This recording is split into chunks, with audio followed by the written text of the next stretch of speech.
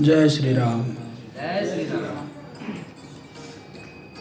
ओम अज्ञानतिमिरान्धस्य ज्ञानाञ्जनशलाकया चक्षुरुन्मिलितं येन तस्मै श्रीगुरवे नमः। श्रीचैतन्यमनोभीष्टं स्थापितं येन भूतले स्वयं रूप कदा मह्यं ददाति स्वपदान्तिकं। वन्देऽहं श्रीगुरो शिवतपदकमलं श्रीगुरून् वैष्णवांश्च श्रीरूपं साग्रजातं सगणरघुनाथान्वितं तं सजीवं साद्वैतं सावधूतं परिजनसहितं कृष्णचैतन्यदेवं श्रीराधा कृष्णपादान् सगणललिता श्रीविशाखान्तांश्च। हे कृष्ण करुणा सिन्धु दीनबन्धु जगत्पते गोपेश गोपिकान्त राधाकान्त नमोस्तुते। तप्त कांचन गौरांगी राधे वृंदावनेश्वरी वृषभानुसुते देवी प्रणमामि हरिप्रिये। वाञ्छाकल्पतरुभ्यश्च कृपा सिन्धुभ्येव च पतितानां पावनेभ्यो वैष्णवेभ्यो नमो नमः। जय श्री कृष्ण चैतन्य प्रभु नित्यानंद श्री अद्वैत गदाधर श्रीवासादि गौरभक्तवृंद। हरे कृष्ण कृष्ण कृष्ण हरे हरे, हरे राम राम राम हरे हरे। नमो ओम विष्णुपादाय कृष्णप्रेष्ठाय भूतले श्रीमते भक्तिवेदांत स्वामिनिति नामिने।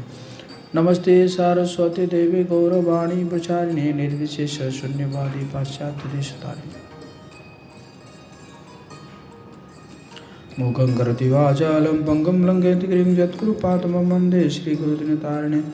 श्रीचैतन्येश्वरं परमानन्दमाधवं रामाय रामभद्राय रामचन्द्राय वेधसे रघुनाथाय नाथाय सीताय पतये नमः।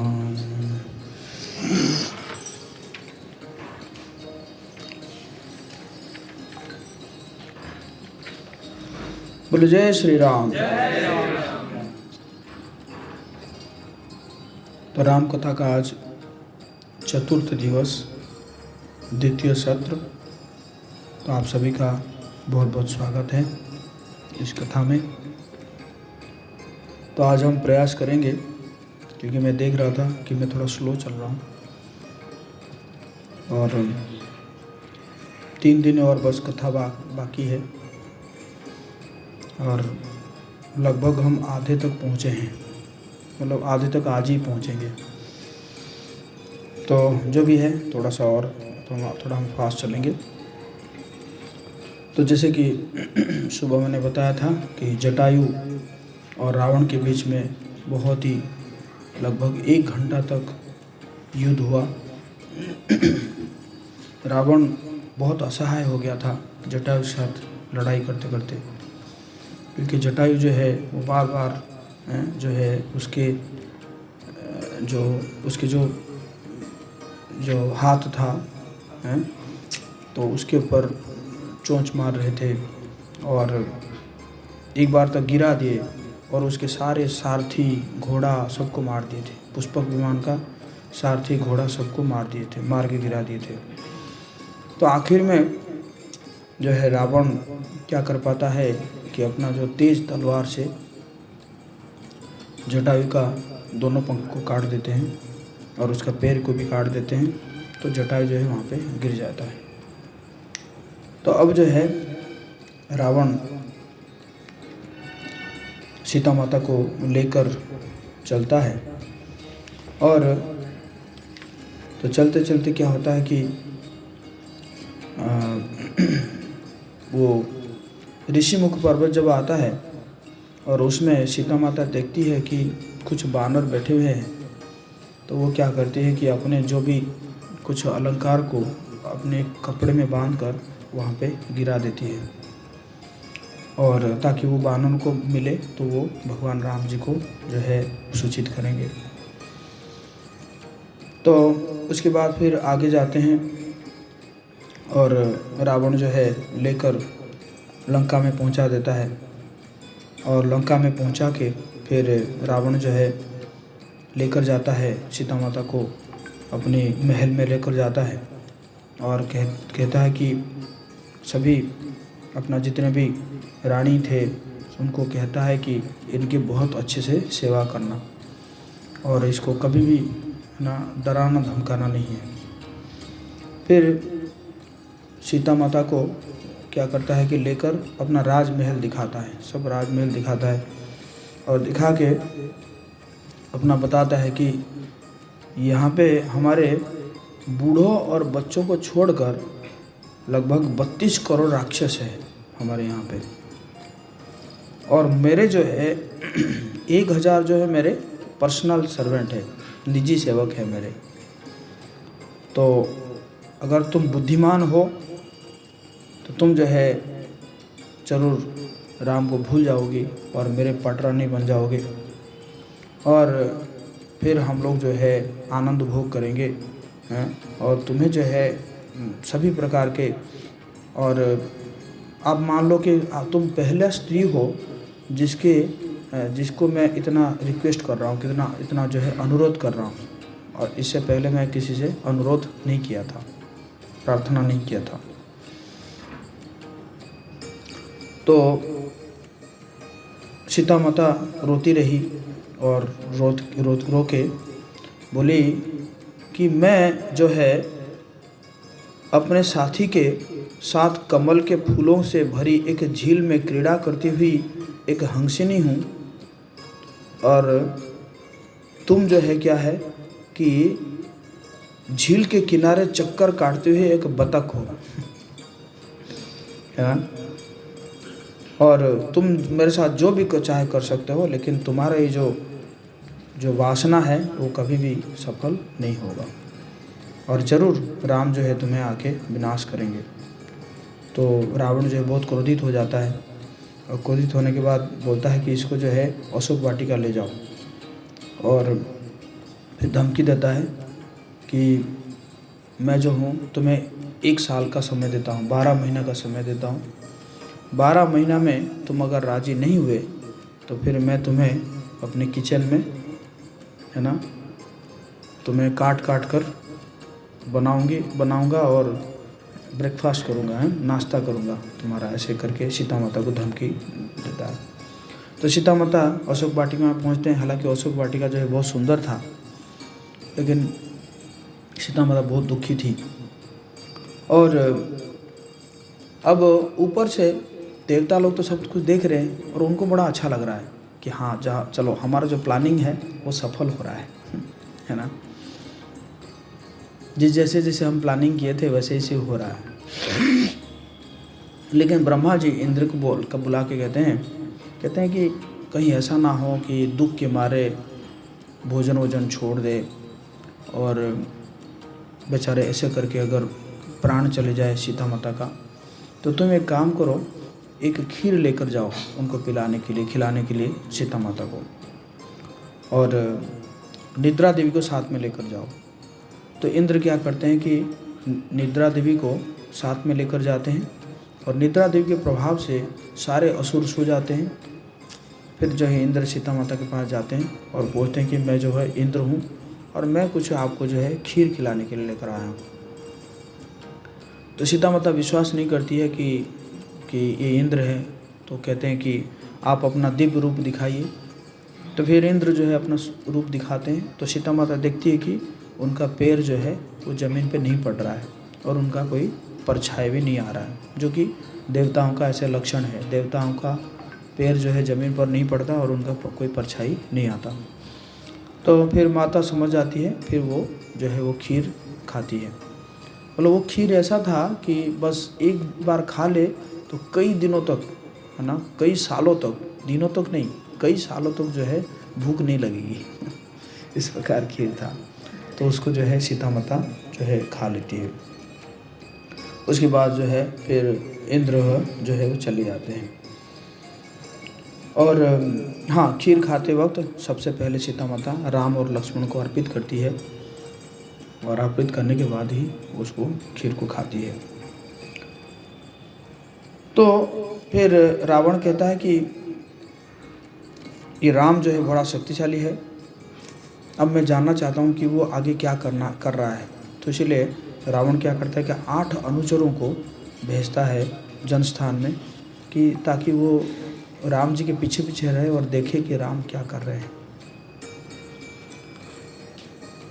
और फिर हम अगर पंचवटी चलेंगे तो पंचवटी में क्या हुआ कि राम तो वापस आ ही रहे थे, और फिर जब उन्होंने देखे लक्ष्मण को देखे तो लक्ष्मण को बड़ा डांटा भगवान ने कि देखिए तुम कैसे छोड़ के आ गए, सीता को कैसे छोड़ के आ गए।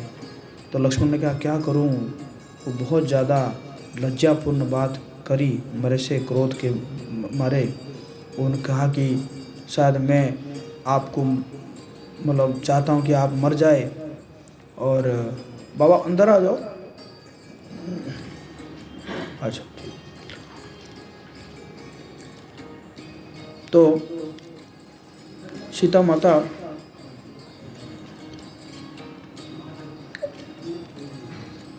तो फिर क्या होता है कि फिर वो कहते हैं कि ऐसा हुआ कि जो है ऐसा मुझे बहुत डांटा उन्होंने, सीता माता ने, सीता जी ने मुझे बहुत डांटा और बोले कि शायद मैं चाहता हूँ कि आप मर जाए और आप मर जाए, मैं उनको भोग करूँ, और मैं भरत का अनुचर हूँ, इसी प्रकार कहे तो इसीलिए मैं आ गया। तो भगवान ने कहा कि कोई स्त्री के क्रोध को जो है इतना सीरियसली नहीं लेना चाहिए, इसी प्रकार बोले। और बोले कि मुझे ज़रूर मुझे कुछ अपशकुन लग रहा है, क्योंकि मेरा जो है बाएं भुजा जो है वो फड़क रहा है, तो मुझे तो ऐसा लग रहा है कि सीता जो है हमें नहीं मिलेगी। तो दोनों वापस जाते हैं और देखते हैं कि सही में देखते हैं कि आश्रम में जो है कुटिया में सीता माता नहीं है। तो फिर भगवान राम जो है बहुत विलाप करने लगते हैं, बहुत दुखी हो जाते हैं। तो पेड़ पौधे सबको पूछते हैं, हे कदम, हे बिल्लो, हे अर्जुन, क्या आपने मेरे प्रिय सीता को देखे हो?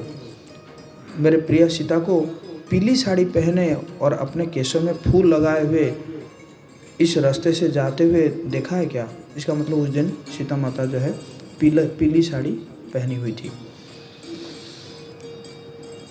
और कभी कभी ऐसा लगता था कि जो है भगवान जी को लगता था कि हाँ सीता माता कभी कभी दिखाई दे रहे हैं, मतलब दुख के कारण।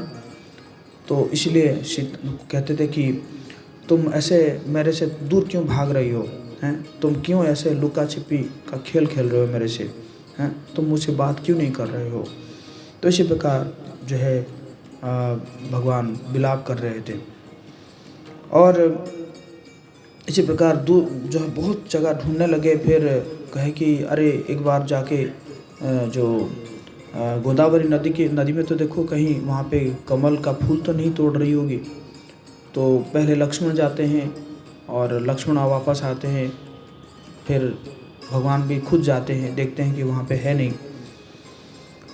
और इसी प्रकार जो है बुलाने लगते हैं और कभी कभी कहते हैं कि मेरी प्रिय, क्या तुम मेरे साथ लुक्का छुपी का खेल का आनंद ले रहे हो? मैं विनती करता हूँ दया करके इसी समय मेरे पास आ जाओ, ताकि मुझे इस असहनीय पीड़ा से छुटकारा मिल सके। तो होते होते एक हिरण आया, तो हिरण को भी भगवान ने पूछा। तो जब हिरण को पूछा तो हिरण ने क्या किया कि ऐसे जवाब दिया, ऐसे ऊपर करके, ऐसे मुंह ऊपर करके जवाब दिया, मुंह ऊपर करके दक्षिण की ओर कर दिया। तो फिर तो लक्ष्मण जी कहे कि ये जरूर कोई राक्षस जो है ऊपर लेकर गया है और दक्षिण की ओर लेकर गया है, तो इससे पता चलता है। तो फिर जो है आगे चलते हैं तो भगवान जी को बहुत गुस्सा आ जाता है और पर्वत को पूछते हैं कि अगर पर्वत तुम जो अगर उत्तर नहीं दोगे तो मैं तुम्हें चूर चूर कर डालूंगा। तो कोई उत्तर नहीं आता है। तो एक बार फिर भगवान क्या करते हैं कि जो है देवताओं को भी कहते हैं कि अरे ये देवता लोग क्या कर रहे थे जब मेरी पत्नी का हरण हो रहा था? ये देवता लोग क्या कर रहे थे? इन्होंने कुछ क्यों नहीं किया? एक्चुअली देवता लोग तो चाहते थे कि अपहरण हो जाए है कि नहीं? तो जो भी है, तो फिर भगवान जो है एक तीर निकालते हैं कि मैं तो अब संपूर्ण ब्रह्मांड को नाश कर दूंगा, नष्ट कर दूंगा। तो फिर लक्ष्मण जी उनको समझाते हैं कि देखिए कि बहुत सारे जीव है और आप इतना दयालु है, और इतना जो है आप अगर ऐसे विलाप करेंगे तो असली समस्या का समाधान नहीं होगा। हम अगर दुखी हो जाएंगे तो समस्या का समाधान नहीं होगा, बल्कि समस्या का समाधान निकालना चाहिए। मेरे भाई, आपको संयम रखना चाहिए। आखिरकार दुख तो अपरिहार्य है ही है। यदि स्वयं आप ही जीवन के कष्टों को सहन करने में इतने असमर्थ हो जाएंगे तो भला सामान्य लोग ऐसा करने की अपेक्षा कैसे कर सकते हैं, अगर आप ही इतना दुखी हो जाएंगे। इसी प्रकार भगवान राम जी को लक्ष्मण जी क्या करते हैं, उनको जो है सांत्वना देने के प्रयास करते हैं। और तो इसी प्रकार आगे जाते जाते देखे कि कुछ घोड़ा मरे पड़े हैं, एक सारथी मर पड़ा है। तो भगवान जी को लगता है कि शायद सीता को खाने के लिए दो असुरों के बीच में लड़ाई हुआ है। और तो फिर थोड़ा और आगे जाते हैं, देखते हैं कि बहुत खून पड़ा हुआ है और एक जो है कोई एक प्राणी जो है सोया हुआ है। तो भगवान जी को लगता है कि यही शायद क्या किया है, सीता को खा लिया है और खा के जो है आराम कर रहा है और खून सब पड़ा हुआ है। तो फिर जब आगे जाते हैं पता चल रहा है कि वो कौन था, जटायु था। तो जटायु ने बताया कि ऐसा है, रावण जो है लेकर गया है और मैंने बहुत प्रयास किया, लेकिन वैसे तो मैं बूढ़ा हो गया हूँ और वो युवा है, तो इसी कारण जो है आखिर में उसने मुझे चोट पहुँचाया। तो लेकिन बताया कि ये जो मुहूर्त है, जिस मुहूर्त में उसने अपहरण किया है, ये मुहूर्त बताता है कि वो वापस ज़रूर मिल जाएंगे आपको, तो आपको कोई चिंता करने की आवश्यकता नहीं है। तो इसी प्रकार करते करते वो राम राम पुकारते पुकारते जटायु जो है अंतिम सांस लेता है। तो फिर भगवान जो है क्या करते हैं कि लक्ष्मण जी को कहते हैं कि तुम जो है लकड़ी वगैरह लेकर आओ और जटायु का मैं अंतिम संस्कार करूँगा। जटायु को जो है अपनी गोदी में जो है भगवान सुलाते हैं। तो वहाँ से पता चलता है कि दशरथ महाराज से ज़्यादा कृपा भगवान जो है किनको दिए, जटायु को दिए हैं। तो इसी प्रकार करने के बाद फिर जो है आगे बढ़ते हैं, ढूंढते ढूंढते आगे बढ़ते हैं। तो फिर एक राक्षसी आती है और वो जो है लक्ष्मण जी को कहती है कि चलो तुम जो है, मेरा नाम अन्योन्मुखी है और मैं तुम्हारी हूँ और तुम जो है मुझे प्रियतमा के रूप में स्वीकार करो। तो लक्ष्मण तो ऐसे तो गुस्से में थे और उनको कान काटने का आदत भी था, पहले से ही प्रैक्टिस था, सुपर्णखा का काटे थे। तो वो क्या करते हैं कि एक तलवार से जो है उसका नाक, कान और उसका स्तन को काट देते हैं। तो फिर वो चिल्ला के जो है वो चली जाती है। और फिर कुछ समय के बाद फिर जो है बंजुल पक्षी की डरावना चीख सुनाई दी। तो और कुछ संकेत मतलब कुछ जो अपशकुन दिखाई दिया। तो फिर भगवान राम ने कहा कुछ ना कुछ अपशकुन है। तो आगे जाने के बाद देखते हैं कि एक बहुत बड़ा असुर है, उसका ना सिर है, ना गर्दन है, ना पैर है, बस उसका जो ये पेट में जो है वो क्या है, तोंद में जो है एक मुंह लगा हुआ है। और उसका जो दोनों हाथ था वो 12-12 किलोमीटर का 2 हाथ था। तो वो क्या करता था, ऐसे करके कहीं से 12 किलोमीटर, 12 किलोमीटर दूर में जो भी जीव मिलता होगा लाके अपना मुंह में वो जो घुसा देता होगा। तो उसने कहा कि बहुत अच्छा हुआ, बहुत दिनों से मैं भूखा था, आप दोनों आ गए हैं। तो लक्ष्मण जी फिर राम जी को कहते हैं कि भगवान भैया आप जो है चले जाइए, ये मैं इसका भोजन बन जाता हूँ। तो राम जी कहते हैं नहीं नहीं, कोई आवश्यकता नहीं है, मतलब तुम एक बाहु को काटो और मैं एक बाहु को काटता हूँ। तो दोनों साइड से दोनों बाहु को काट देते हैं। जैसे ही काट देते हैं तो फिर वो पहचान जाता है। तो कहता है कि मैं एक्चुअली मेरा नाम कबंध है, और नहीं, कबंध तो राक्षस का नाम था, लेकिन पिछले जन्म में कहता है कि मैं दनु का पुत्र था, और मैंने तपस्या करके ब्रह्मा जी को संतुष्ट कर दिया, तो ब्रह्मा जी ने मुझे अत्यंत दीर्घजीवी होने का वरदान दिया, और ये वरदान मिलने से मुझे घमंड आ गया। मतलब वरदान भी एक समस्या है कि नहीं। मुझे घमंड आ गया, और इसीलिए जो है मैंने सोचा कि जो है इंद्र मेरा कुछ नहीं बिगाड़ सकता, तो मैं जाके इंद्र के साथ लड़ाई करने लगा। जैसे इंद्र के साथ लड़ाई किया तो इंद्र ने क्या किया, एक वज्र मार दिया मुझे, और जिस वज्र के कारण मेरा जो है ये सिर पैर जो है वो सब चला गया। और इसके बाद मैंने उसको कहा कि भाई तुम ऐसे करके मुझे क्यों रखे हो, मार डालो। तो उसने कहा नहीं, ब्रह्मा जी ने तुम्हें वरदान दिया है, मैं तो तुम्हें मार नहीं सकता, इतना कर सकता हूँ कि तुम्हारा मुंह जो है पेट में लगा देता हूँ, और आगे जब राम लक्ष्मण आएंगे और तुम्हारा बाहु काटेंगे तब तुम समझ जाना कि तुम्हारा समय आ चुका है, उद्धार होने का समय आ चुका है। तो उसने कहा कि ठीक है, आप एक काम कीजिए। राम लक्ष्मण दोनों को कहा कि आप एक काम कीजिए, मुझे अग्नि जलाइए और उसमें मैं प्रवेश कर जाऊंगा, और उसमें मुझे जला दीजिए ताकि मैं जो है अपने स्वरूप को प्राप्त करूं। तो वहाँ पे तो भगवान ने कहा कि हम तो सीता जी को ढूंढ रहे हैं, तो इसमें आप कुछ मदद करोगे क्या? बोले पहले मुझे अपने स्वरूप को प्राप्त होने दो, मैं फिर आपको मदद करूँगा। तो फिर वहाँ पे अग्नि जलाया जाता है, और अग्नि जलाने के बाद क्या हुआ कि वो जो है जल जाता है, बहुत तेज़ जल जाता है, क्योंकि बहुत बड़ा शरीर था उसका। और उसके बाद फिर वो जो है वहाँ से प्रकट होता है, और प्रकट होकर बोलता है कि देखो, ये ज़रूरी नहीं है कि जो है अभी सीता कहाँ है ढूंढना, ये अब ज़रूरी है कि आपको सहायता की आवश्यकता है, और सहायता आपको कौन कर सकता है? तो सहायता आपको उस व्यक्ति कर सकता है कि जो कि इसी दुखी में पड़ा हुआ हो। और मेरे विचार से जो ऋष्यमुख पर्वत है, उस पर्वत में सुग्रीव रहता है, और सुग्रीव भी आप जैसा दुखी है। क्यों? क्योंकि उसकी पत्नी और उसके राज्य को जो है उसके भाई छीन लिया है उसे। तो वो जो है आपको सहायता करेगा, तो आप दोनों जो एक दूसरे को सहायता करेंगे तो आप जो है अपना मिशन में सक्सेसफुल होंगे। तो भगवान जी को अच्छा लगता है।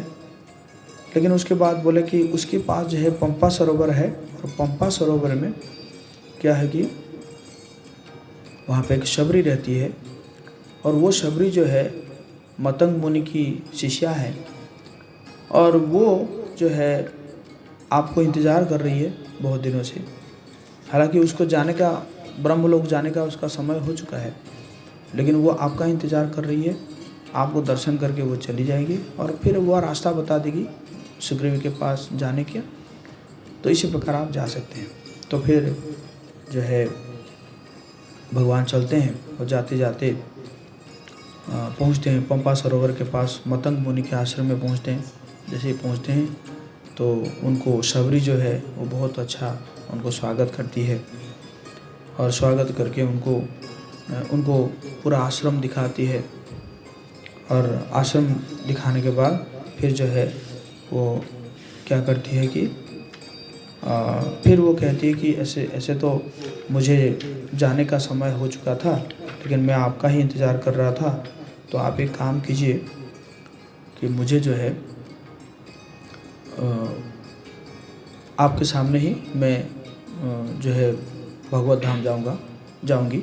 तो फिर वो भी वहाँ पे भी अग्नि जलता है, और उसी में वो अपना पेड़ का छाल वगैरह पहन के उसमें वो प्रवेश करती है, और फिर उसको दिव्य शरीर मिलता है, वो फिर चली जाती है। उसके बाद फिर राम लक्ष्मण दोनों वहाँ से ऋष्यमुख पर्वत की ओर चलते हैं, और चलते चलते क्या होता है कि अब से जो एक्चुअली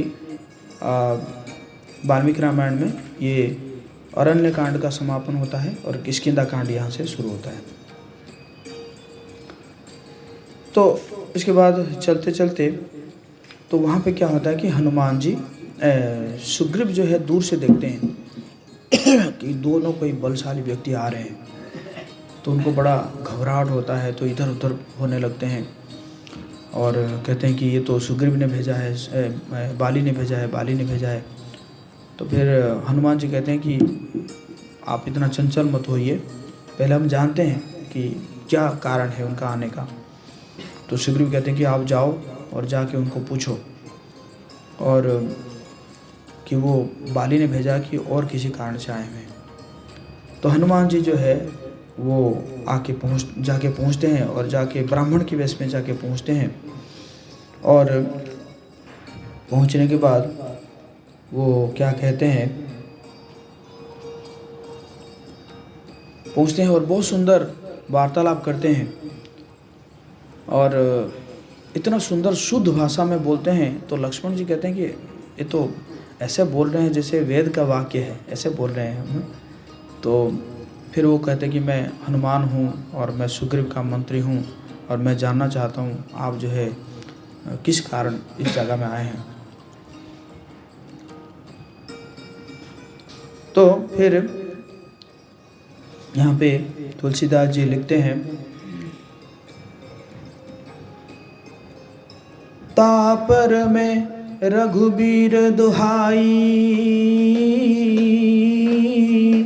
जानहु नहीं कछु भजन उपाई। राम सिया राम जय जय राम, सिया राम जय जय राम। सेवक सुतपति मातु भरोसे, रहय सोच बनई प्रभु पोसे। सिया राम जय जय राम, सिया राम जय जय राम। तो बहुत प्रकार के स्तुति करने के बाद हनुमान जी कहते हैं कि हे रघुवीर, मैं आपकी शपथ लेकर कहता हूँ कि मैं भजन साधन कुछ नहीं जानता और सेवक स्वामी के और पुत्र माता के भरोसे निश्चिंत रहता है। प्रभु को सेवक का पालन पोषण करते ही बनता है, अर्थात है ना, जो है प्रभु जो है वो तो सेवक का करेंगे ही, पालन पोषण तो करेंगे ही, मतलब डिपेंडेंसी जता रहे हैं। और फिर भगवान कहते हैं, सुन कपिजिया मानसी जनियूना, ते मम प्रिय लक्ष्मण ते दूना। राम सिया राम जय जय राम, सिया राम जय जय राम। समदरसी मोहि कहा सबको, सेवक प्रिय अनन्या गति सो। सिया राम जय जय राम, सिया राम जय जय राम। तो भगवान कहते हैं, हे कपि मतलब हनुमान जी, सुनो, मन में ग्लानि मत मानना, तुम मुझे लक्ष्मण से भी दुने प्रिय हो। सब कोई मुझे समदर्शी कहते हैं, पर मुझको सेवक प्रिय है, क्योंकि वो अनन्य गति होता है। अनन्य गति होता है मतलब अकिंचन होता है, वो पूरे भगवान के ऊपर ही निर्भर रहता है। मतलब मुझे छोड़कर उसको कोई दूसरा सहारा नहीं होता है। मेरा कोई ना सहारा बिन तेरे, नंदलाल सवारिया मोरे, है ना, सावरिया मोरे। तो इसी प्रकार तो हनुमान जी अब क्या किए कि अपना विराट रूप को प्रकट किए और दोनों को बिठा दिए, दोनों कंधे पर बिठा दिए और बिठा के जो है ऋष्यमुख पर्वत के ऊपर ले चले। और सुग्रीव से मिलन हुआ। और फिर भगवान राम पूछते हैं कि आपका ऐसा दशा क्यों, कैसे हुआ। तो फिर उसने कहा कि जब हमारे पिता मर गए, हमारे पिता के देहांत के बाद, तो बाली का जो है राज्याभिषेक हो गया। और उसी समय माया दानव का एक पुत्र मायावी एक स्त्री के कारण बाली का शत्रु बन चुका था। मायावी किष्किंधा आया और किष्किंधा आके उसने जो है युद्ध के लिए ललकारा। हालांकि हम बाली को मना कर रहे थे, लेकिन बाली जो है उसके पीछे है ना चला। तो वो जब चला तो मैं भी चला उसके पीछे। और चलते चलते क्या हुआ कि उसने जो है वो एक गुफा में घुस गया। जब इस गुफा में घुस गया तो बाली भी घुस गया और मुझे कहा कि तुम जो है ये गुफा के जो है बाहर ही रहो। तो मैंने 1 साल तक उसका इंतज़ार किया। तो 1 साल के बाद कुछ जो है मेरा भाई का कुछ आवाज़ आया, कुछ चीख ऐसा आवाज़ आया और कुछ जो है खून भी, जो रक्त भी जो है वो गुफा से बाहर निकला। तो मैंने सोचा कि शायद मेरा भाई मर चुका है। तो फिर मैंने क्या, मैं उस राक्षस के डर से मैंने एक बड़ा सा पत्थर जो है वो गुफा में रख के फिर वापस आ गया किष्किंधा। और जैसे मैं आया तो सब लोगों ने मेरा राज्याभिषेक कर दिया। और कुछ दिन के बाद जो है बाली जो है बाली जो है वापस आता है। और वापस आता है वो जैसे ही मुझे देखता है तो बहुत गुस्सा हो जाता है। तो मैंने तो क्या किया कि अपना मुकुट को खोल के उसके चरणों में रख दिया कि ताकि उसका जो है क्रोध शांत हो जाएगा। लेकिन उसने सबको बोला कि देखो, मैं गया था माया से युद्ध करने के लिए और मैं गुफा के अंदर चला गया और उसके समय तो उसके सारे परिवार को मैंने मार डाला। और मार के जो है तो उसके बाद इतना वो गुफा के अंदर इतना रक्त हो गया, इतना खून हो गया कि मुझे बाहर निकलने में बहुत देरी हो गई। और मैं जब बाहर निकला तो देखा कि गुफा में जो है एक पत्थर रखा हुआ है। इसका मतलब ये जो है मुझे मारना चाहता था। तो इसी प्रकार उसने क्या किया कि सुग्रीव को जो है उसने मतलब सब कुछ, सिर्फ एक कपड़ा पहने थे सुग्रीव, मतलब उनकी पत्नी भी रह गई, सब कुछ करके उसने जो है भगा दिया, किष्किंधा से भगा दिया। तो सुग्रीव जो है आके क्या किए कि इसी पर्वत में रहते हैं। अच्छा, इस पर्वत में रहने का कारण क्या है कि पहले एक राक्षस आया था, उसका नाम था दुंदुभी। दुंदुभी जो है वो भैंसे के वेश में आया था। वो आके क्या किया, पहले तो आके क्या किया कि समुद्र को ललकारा कि मेरे साथ कोई लड़ेगा, आ जाओ। समुद्र को बोला कि तुम मेरे साथ लड़ो। समुद्र ने कहा कि हम नहीं लड़ सकते, तुम हिमालय के पास जाओ। तो हिमालय के पास गया और हिमालय के भी हिलाने लगा, कहा कि मेरे साथ लड़ाई करो। हिमालय ने कहा कि देखो, मेरे यहाँ पे कितने सारे साधु संत तपस्या कर रहे हैं, मैं तुम्हारे साथ लड़ाई करूँगा तो वो बेचारे डिस्टर्ब हो जाएंगे, तुम और कहीं पे जाओ। तो मैं किसके साथ लड़ूं फिर? क्या तुम बाली के पास जाओ। तो आया, बाली के पास आया और बाली को जो है उसने क्या किया कि किष्किंधा को ऐसे खरोचने लगा और पूरा एकदम इतना खरोचने लगा कि वो किष्किंधा पूरा हिलने लगा। तो बाली निकल आया बाहर निकल आया। तो फिर दोनों के बीच में बहुत ज़बरदस्त युद्ध हुआ। तो युद्ध हुआ तो एक बार जो है बाली ने क्या किया कि उसके दोनों सींग को पकड़ के उठा के पटक दिया। जैसे ही पटक दिया उसके शरीर से खून निकला। तो फिर और भी कई समय तक लड़ाई हुआ और लास्ट में जो है उसने क्या किया कि उसको मार के उसको ऊपर उठा के ऐसे करके फेंका। लगभग 6 किलोमीटर तक वो गया, लेकिन वो जब जा रहा था तो उसका जो ब्लड है, जो रक्त है, खून है, वो मतंग मुनि के आश्रम में गिरा। तो मतंग मुनि ने कहा ये कौन है मूर्ख ऐसा काम किया है? तो पता चला कि बाली ने किया है। तो मतंग ऋषि ने श्राप दे दिया कि यहाँ से 6 किलोमीटर रेडियस तक अगर आता है, बाली आएगा तो उसकी मृत्यु हो जाएगी। और दूसरा, उसके कोई अगर सैन्य भी आएंगे तो वो भी पत्थर बन जाएंगे। तो और ये जो है सुग्रीव को पता चल गया। तो हालांकि बाली आके बाद में समझाने के प्रयास कर रहा था मतंग ऋषि को, लेकिन मतंग ऋषि जो है वो माने नहीं। तो फिर इसी कारण बाली जो है पूरे सारे जगह में जा सकता था, लेकिन ये इतना जो है रेडियस में मतंग ऋषि के 6 किलोमीटर रेडियस में नहीं जा सकता था। तो इसी कारण जो है सुग्रीव क्या करते थे, इसी ऋषिमुख पर्वत में रहते थे, ताकि मतलब वो मतंग ऋषि के 6 किलोमीटर रेडियस में पड़ता है, तो ताकि बाली यहाँ पे नहीं आ पाए। तो इसी प्रकार जो है फिर सुग्रीव कहते हैं कि मैं देखा हूँ कि एक दिन जो है कोई एक शक्तिशाली राक्षस जो है एक स्त्री को लेकर जा रहा था ऊपर से। तो फिर क्या हुआ कि उसने ना कुछ गहना अलंकार जो है यहाँ पे गिरा दिया था। तो सुग्रीव फिर कहते हैं कि वो अलंकार को लेकर आओ।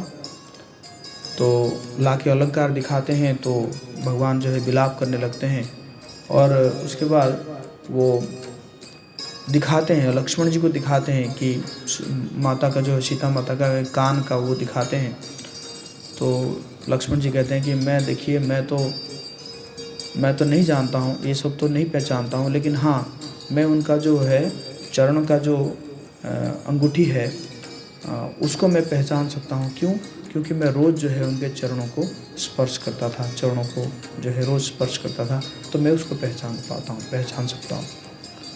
तो इसी प्रकार जो है होने के बाद फिर दोनों में मित्रता होता है, और मित्रता होने के बाद भगवान ने कहा कि कोई बात नहीं, मैं जो है आज ही बाली को मृत्युदंड दूंगा और आपको जो है अपने राज सिंहासन वापस कराऊंगा। माता जी, can you understand? You don't understand ना? You are just hearing the sound vibration. Okay.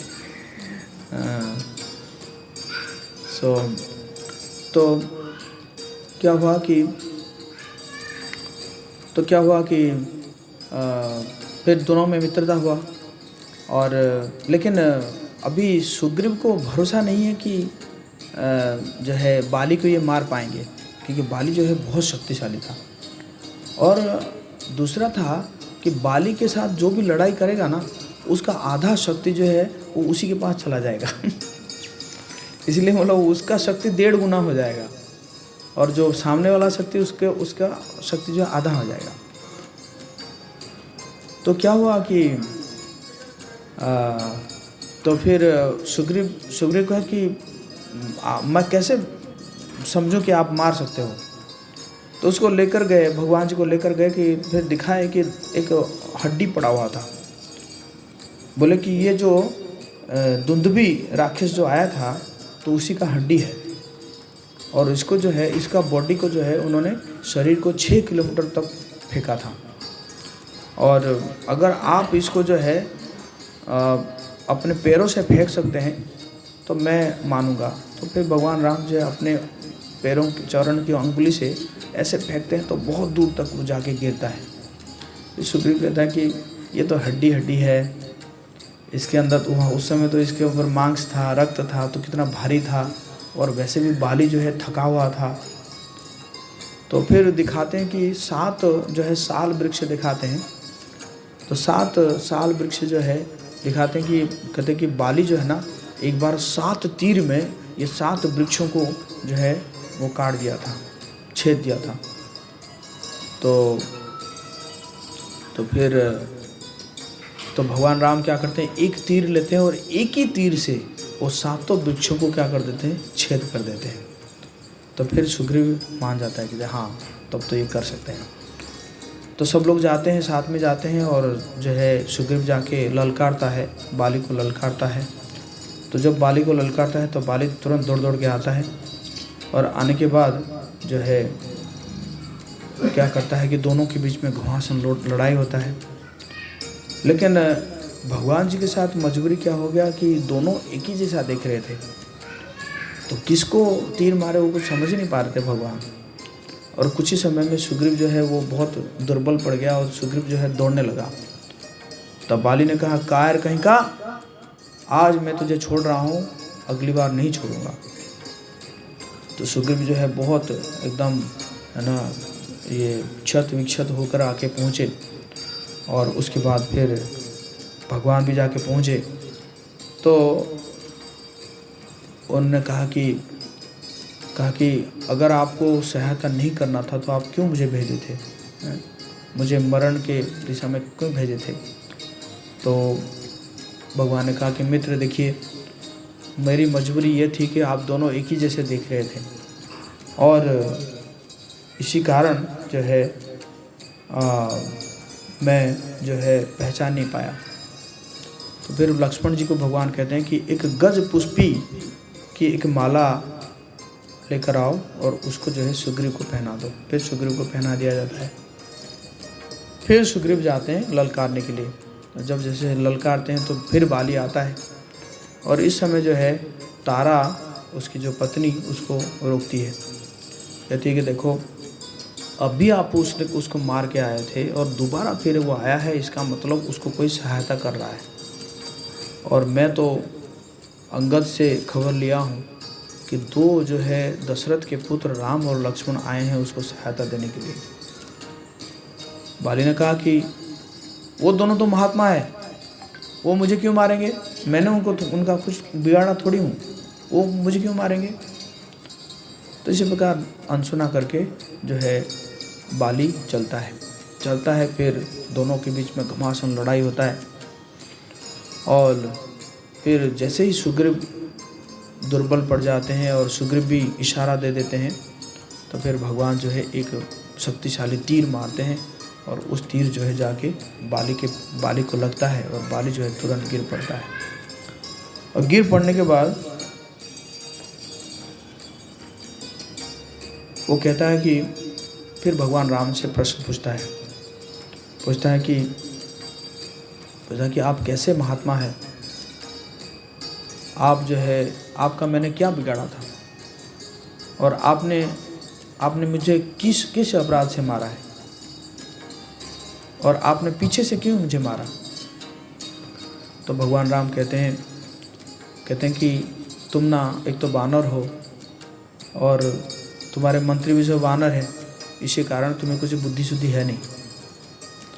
बोले ये पूरा पृथ्वी जो है वो इक्ष्वाकु के वंश के अधीनता से चल रहा है, तो हम सब इक्ष्वाकु वंश के हैं, है ना। और वैसे भी देखा जाए तो मैं ही अभी राजा हूँ, है कि नहीं। भरत तो संभाल रहे हैं लेकिन राजा तो मैं ही हूँ अभी। तो राजा का कर्तव्य होता है कि जो जहाँ पे अन्याय हो रहा है उसको दंड देना, है ना। ये अगर राजा अधर्मी को दंड नहीं देता है तो वो भी राजा भी पापी हो जाता है। और तुमने जो है क्या किया कि अपने छोटे भाई के पत्नी को रख के भोग कर रहे हो। तो कहते हैं कि कोई अगर जो है अपने पुत्र वधू बहन या छोटे भाई के पत्नी को भोगता है तो उसको मृत्युदंड देना ही जो है उचित है। तो इसी कारण तो एक तो मैंने मृत्युदंड दिया, दूसरा तुम जो कह रहे हो पीछे से मारना, कि तुम तो हो वानर और हम हैं क्षत्रिय, और क्षत्रिय का ये परंपरा है कि पशु को वो क्या करता है, शिकार करता है तो पीछे से ही मारता है, थोड़ी सी आगे से मारता है, वो पीछे से ही मारता है। तो बाली जो है वो समझ जाते हैं, तो समझ के फिर वो कहते हैं कि तो अच्छा हुआ आपने मुझे ये कहा, और मेरे अंदर बहुत घमंड आ गया था। अभी आप जो है कृपा करके मेरा बेटा है अंगद, उसका रक्षा कीजिए, उसको रक्षा करिएगा। तो भगवान कहते हैं कि कोई बात नहीं, हम जो है अभी सुग्रीव का जब राज्य अभिषेक करेंगे तो उसको उत्तराधिकारी के रूप में हम पहले से ही घोषणा कर देंगे। तो समय जो है तारा को खबर मिला, तो तारा जो है दौड़ के आ रही है और उसके साथ हालांकि उसके कोई सैन्य आ रहे थे लेकिन पीछे से वो अटक गए। क्यों? क्योंकि मातंग ऋषि का श्राप था कि इस जगह में आएंगे तो पत्थर हो जाएंगे। तो तारा जो है, फिर तारा को संभालते कि कहते हैं कि तुम्हें जाने की आवश्यकता नहीं है, तुम यहीं पे रह जाओ।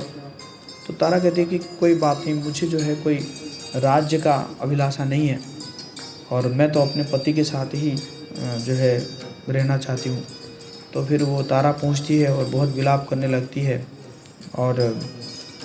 और सुग्रीव उस समय ना एक माला पहने थे, उनको वो इंद्र दिए थे, एक सोने की दिव्य माला पहने हुए थे और इसी कारण वो उनकी मृत्यु भी नहीं हो रही थी।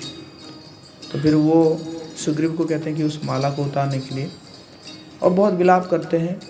तारा जो है बहुत विलाप करती है कि हे राम, आप जो है मुझे भी मार दीजिए, मुझे भी एक तीर मार दीजिए ताकि मैं जो है अपने पति के साथ स्वर्ग जाऊं। और अगर आप सोचते हो कि मैं एक स्त्री हूं तो आप मुझे बानर समझ के ही मार दीजिए। इसी प्रकार बहुत विलाप करने लगती है।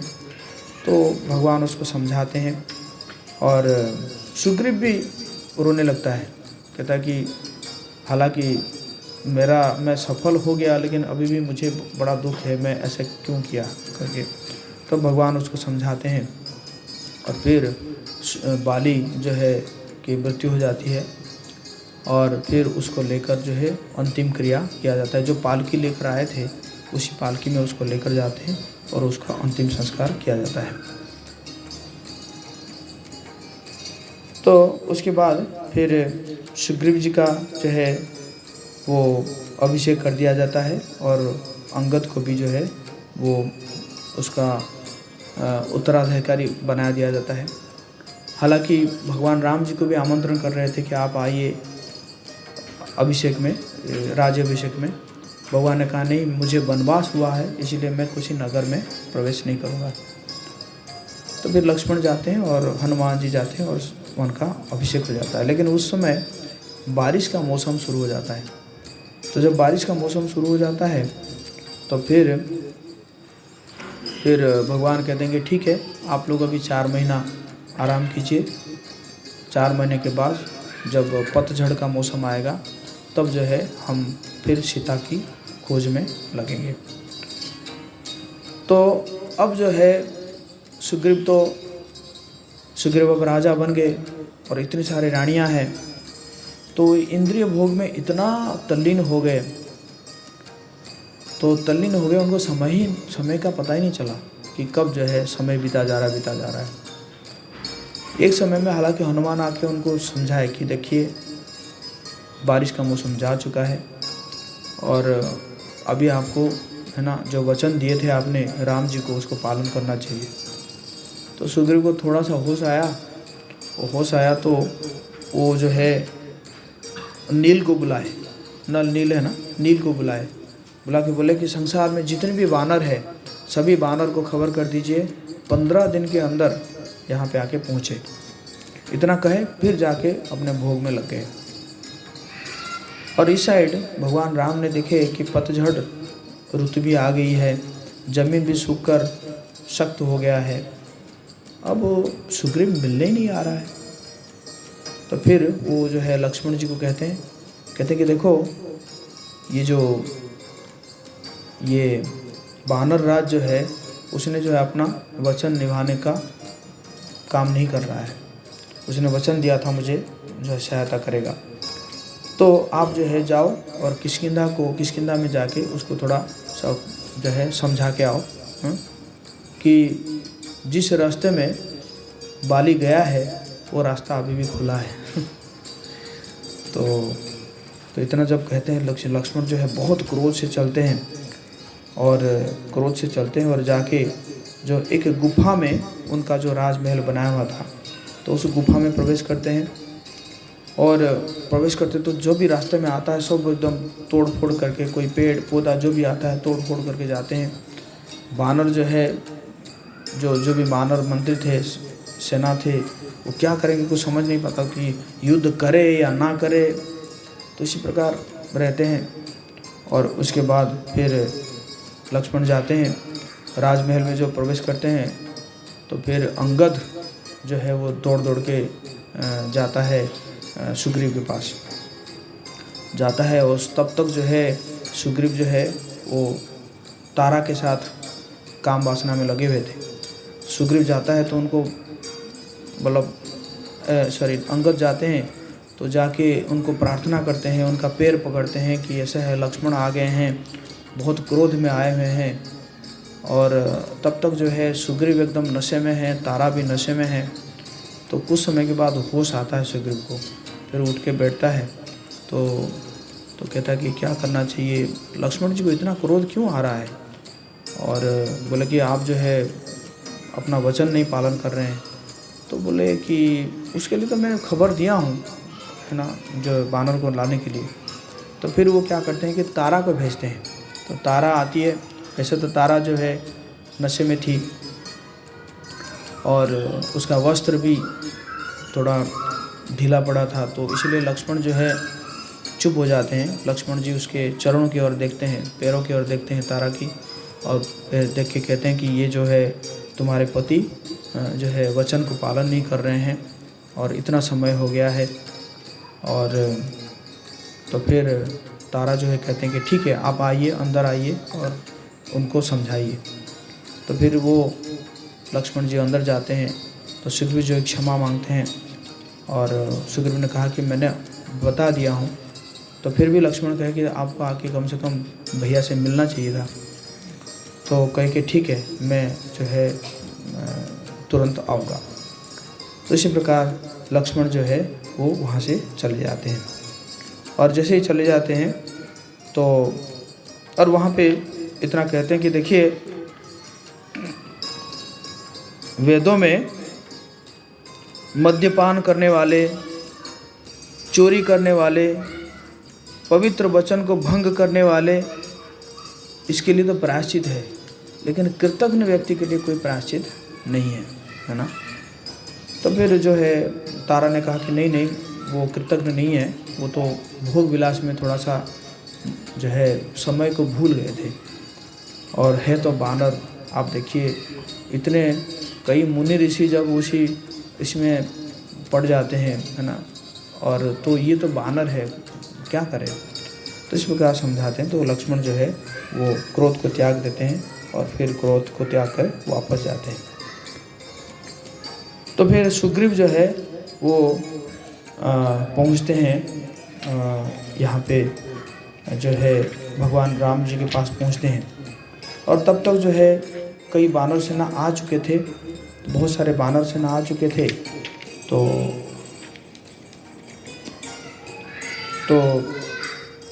फिर जो है तो भगवान राम भी बानर सेना को देख के प्रसन्न होते हैं। तो सुग्रीव यहाँ पे कहते हैं, नाई चरण सिरु कह कर जोरी,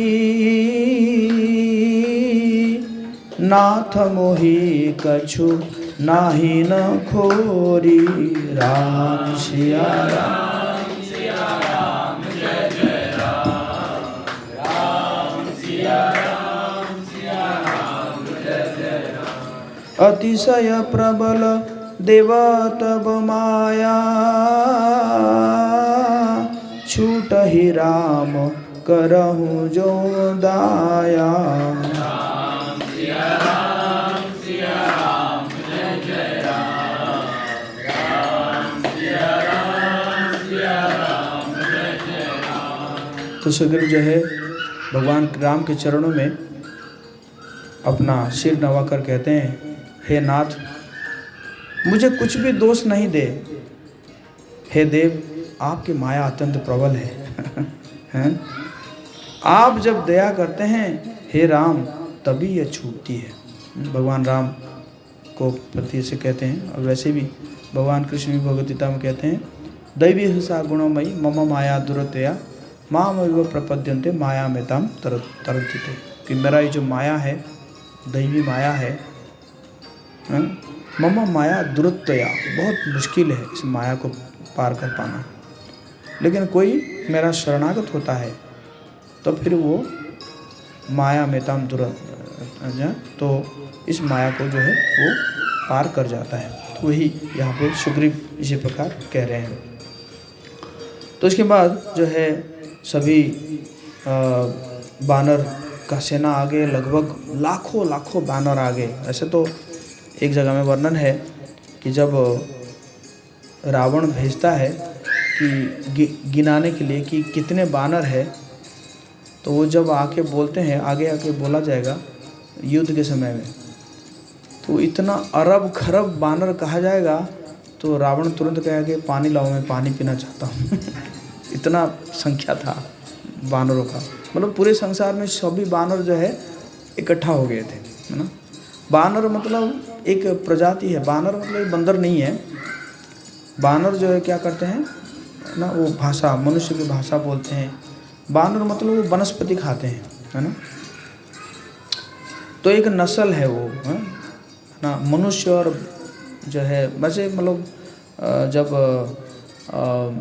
भगवान राम आने वाले हैं, उसी समय ब्रह्मा जी ने सभी देवता और असुरों, अप्सराओं को जो है उन्होंने इस प्रकार जो है वो किए थे कि आप जो है एक नस्ल ऐसा तैयार करो जो कि बड़े से बड़े हो जाएंगे, छोटे से छोटे हो जाएंगे, है ना। और वो जो है मतलब वेद अध्ययन भी कर पाएंगे, संस्कृत भी बोल पाएंगे, इसी प्रकार। तो उसी प्रकार यह जो है बानर है। तो सभी बानर आ गए। तो अब जो है क्या करना है, पहला काम क्या है, सीता अभी जीवित है कि जीवित नहीं है, इसको पता करना है। तो इसलिए चारों दिशाओं में बानरों को भेजाएगा। तो पहले बानर राज बिंद को बुलाया और उनको आदेश दिया कि आप जो है पूर्व दिशा में जाइए। पूर्व दिशा में सातों महासमुद्र, सातों महाद्वीप सहित खोजकर अभियान चलाए। और एक माह का समय सबको दिया गया। 1 महीने के अंदर आपको क्या करना पड़ेगा, आके रिपोर्ट करना पड़ेगा कि क्या आपने खबर लाए हैं। फिर सुग्रीव ने अंगद, नील, हनुमान, जाम्बुमान, मैदा, दिबिद और अन्य बानरों को दक्षिण दिशा में भेजा। एक्चुअली सीता माता कहाँ थे, दक्षिण दिशा में ही थे। और बाली का पुत्र अंगद जो है इसका सेनापति बना। तो फिर बोले, सुग्रीव बोले कि खारे पानी वाले समुद्र के तट से 100 योजन के दूरी पर एक टापू है और मुझे विश्वास है रावण जो है वहीं पे निवास करता है। उसके आगे रसातल की राजधानी भोगवती है और उससे आगे यमराज का निवास स्थल है जो इस भूमंडल की दक्षिणतम सीमा पर है। पितृलोक या उसके आगे और नहीं खोजे। पता चला कि पितृलोक भी चले गए तुम लोग ढूंढते ढूंढते, तो वहाँ पे नहीं खोजे क्योंकि मनुष्य वहाँ पे नहीं जा सकता। फिर सुषेण और उनके अनुयायियों को पश्चिमी दिशा में भेजा कि खारे पानी वाले समुद्र के बीच में नरकासुर की नगरी प्राग ज्योतिषपुर है और यही पश्चिम की सीमा है और जहाँ सूर्यास्त होता है। उसके पर कौन सा स्थान है इसके बारे में कोई जानकारी नहीं है, इसलिए आप इससे आगे नहीं जाए। और फिर सतबली को उत्तर दिशा में भेजा गया। सुग्रीव ने बताया कि सबसे पहले आप म्लेच्छों के देश पहुंचेंगे, फिर आप हिमालय के पर्वत श्रृंखला पर जाएंगे। इसके बाद 100 योजन तक निर्जन भूमि है, फिर कैलाश पर्वत है। इसके आगे सुदूर उत्तर में क्रोंच पर्वत है और फिर उत्तर कुरु प्रांत है जिसके पर खारे पानी वाला उत्तरी सागर है। उस समुद्र के तट पर पहुंचकर आप वापस लौट आए क्योंकि उससे आगे जाना संभव नहीं है। लेकिन सबको ये था कि हनुमान जी ही ढूंढ के लाएंगे, है ना। इसलिए भगवान ने जो है क्या किए कि हनुमान जी को ही उनके जो मुद्रिका है ना वो दिए, हनुमान जी को ही दिया और किसी को नहीं दिए। इतने लाखों बानर थे, है ना। यहाँ पे तुलसीदास जी कह रहे हैं, पाछे पवन तनय सिरुनावा जाने काज प्रभु निकट बुलावा। राम सिया राम सिया राम जय जय राम, राम सिया राम जय जय राम। बरसा शिशि सररुह पानी, कर मुद्रिका दिनी जन जानी। राम सिया राम जय जय राम। राम सिया राम जय जय राम। बहु प्रकार सित ही समुझाएहु, कही बल बिरह बेगी तुम आए हो। राम सिया राम जय जय राम।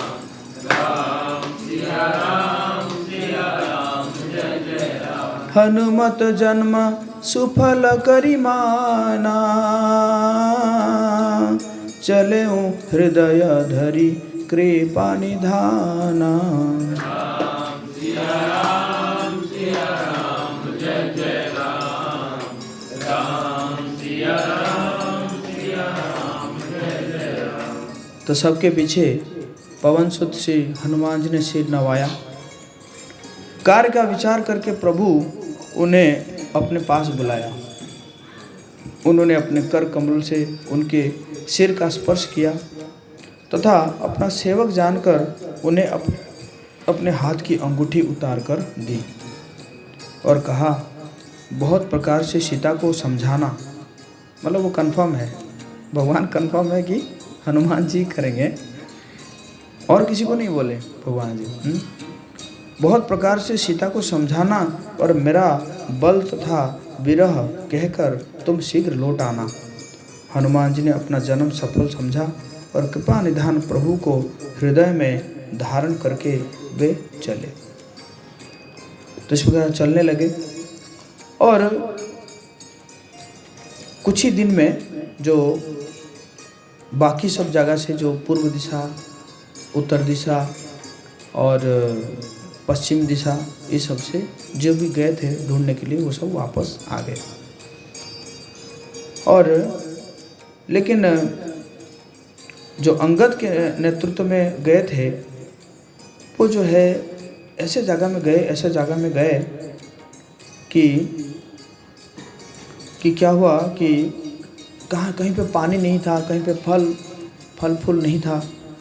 बड़े भूखे प्यासे ऐसे ही मतलब 1 महीना उनको बीत गया। करते करते एक जगह में उन्होंने एक गुफा देखा और वो गुफे के अंदर से कुछ ऐसे जल पीने वाला पानी जो है पक्षियाँ उड़ने लगी। लेकिन गुफा जो है बड़ा अंधेरा था। तो कैसे करके वो लोग हाथ एक दूसरे का हाथ पकड़ के अंदर गए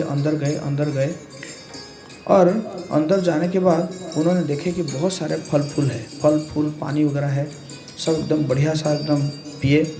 बहुत दिनों से भूखे थे। और उसके बाद उन्होंने देखा कि एक जो है स्त्री वो क्या कर रही है, वो तपस्या कर रही है। तो तपस्या कर रही है तो उनको ये लोग पूछने लगे कि ये जगह क्या है, थोड़ा सा बताएंगे आप। तो उसने कहा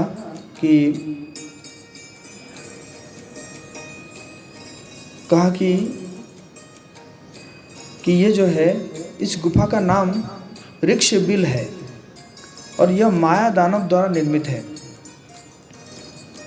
और माया दानव ने ब्रह्मा जी से शुक्र मुनि के समान समस्त मायावी शक्तियां अर्जित करने का वरदान प्राप्त किया था। इसके बाद भी माया दानव वहीं निवास करते रहे, परंतु बाद में उन्हें हेमा नामक एक अप्सरा से प्रेम हो गया और इस कारण इंद्र ने अपने वज्र प्रयोग करके उन्हें इन क्षेत्रों से बाहर खदेड़ दिया। तो इसी कारण ये जो है हेमा के अधीन है ये जो गुफा। और मैं जो है स्वयं प्रभा हूँ और ये इसको रक्षा कर रही हूँ। मैं हेमा की मित्र हूँ। तो हनुमान जी कहा वो तो सब तो ठीक है, अब आप बताइए कि हम यहाँ से कैसे बाहर निकलेंगे। तो हेमा ने कहा कि ये स्वयं प्रभा ने कहा कि इस गुफा में जो आता है बाहर नहीं निकल पाता है, जीते जी तो बाहर नहीं निकल पाता है। फिर भी मैं आप लोगों का बाहर निकालूंगी, तो आप लोग उसके लिए क्या करना पड़ेगा, आप लोगों को आंखें बंद करना होगा, है ना। तो आप लोगों को आंखें बंद करना होगा। तो सब लोग आंखें बंद किए और जैसे ही आंखें खोले कि देखे कहाँ कि बाहर, वो लोग सब बाहर है। तो बाहर है, वो बाहर पहुँच आए तो बाहर देखे कि जो है बाहर अच्छा है, फल फूल है, पानी वगैरह है। लेकिन उसी समय एक लंबा हाथ आया और उसमें से आवाज़ आया, बहुत अच्छा, इतने दिनों से मैं भूखा था, लेकिन एक बार में मुझे इतना सारा भोजन मिल जाएगा, मुझे पता ही नहीं था। तो सब लोग देखे कि ये क्या था, वो गिद्ध था, संपाति था। तो संपाति था।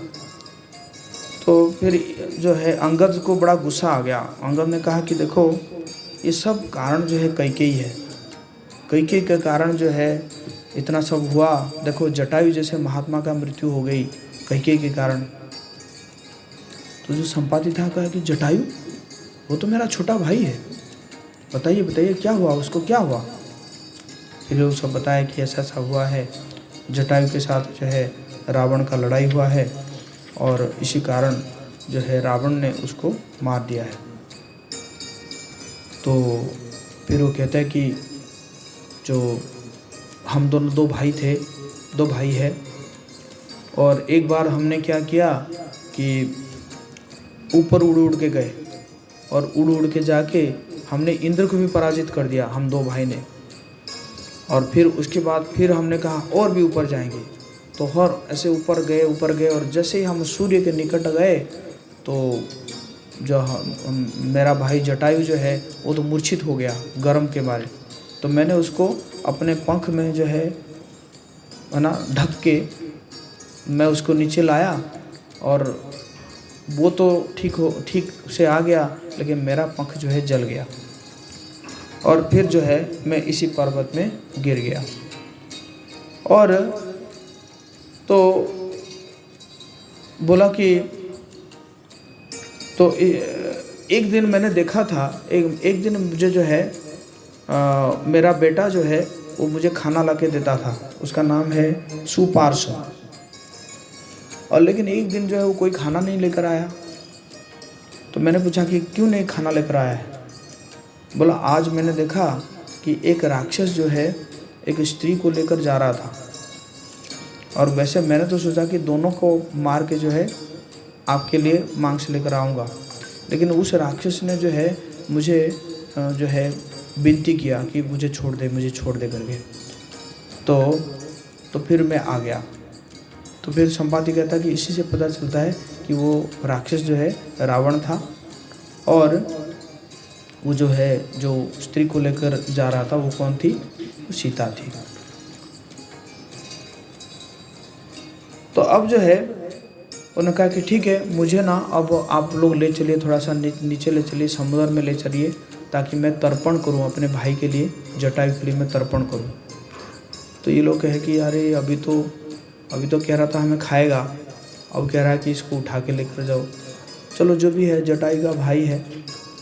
तो फिर जो है उसको लेकर समुद्र की ओर बढ़ते हैं, और समुद्र में वो जाके जो है वो जो है तर्पण करता है। उसके बाद फिर वो तो उसको पूछते हैं कि आपको कुछ पता है क्या, ये रावण कहाँ है करके। ना हाँ, रावण जो है यहाँ से लगभग 1000 योजन एक लंका नामक स्थान है, उसी लंका में जो है क्या हुआ है, वो वहीं पे वो रहता है। तो आप लोग वहाँ जा सकते हैं, और वहाँ का मुझे लगता है कि सीता वहीं पे होगी।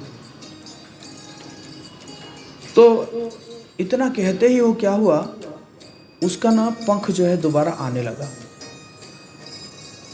तो फिर उसको याद आया कि जो है मुझे जो है एक बार किसी ने वरदान दिया था कि जब भी मैं जब सीता माता को ढूंढने के लिए आएंगे, बानर आएंगे, उनको जैसे ही मैं खबर सूचित करूंगा और उसी समय क्या होगा, मेरा पंख आ जाएगा। तो इस प्रकार वो पंख आ जाता है, तो वो उड़ के चला जाता है। अब जो है समुद्र को कैसे क्रॉस करेंगे? तो समुद्र को कैसे क्रॉस करेंगे? तो सब लोग जो है, तो अंगद ने पूछा, अरे कितना आप छलांग लगा सकते हो, बोलो। तो किसी ने कहा कि मैं तो 10 योजन छलांग लगा सकता हूँ, कोई कहा मैं 20 योजन लगा सकता हूँ, 30, 40। इसी प्रकार सुषेण ने कहा कि मैं 80 योजन लगा सकता हूँ। और अंगद बोला मैं तो 100 योजन लगा सकता हूँ, लेकिन वापस आने में दिक्कत होगा, मैं वापस शायद नहीं आ पाऊँगा।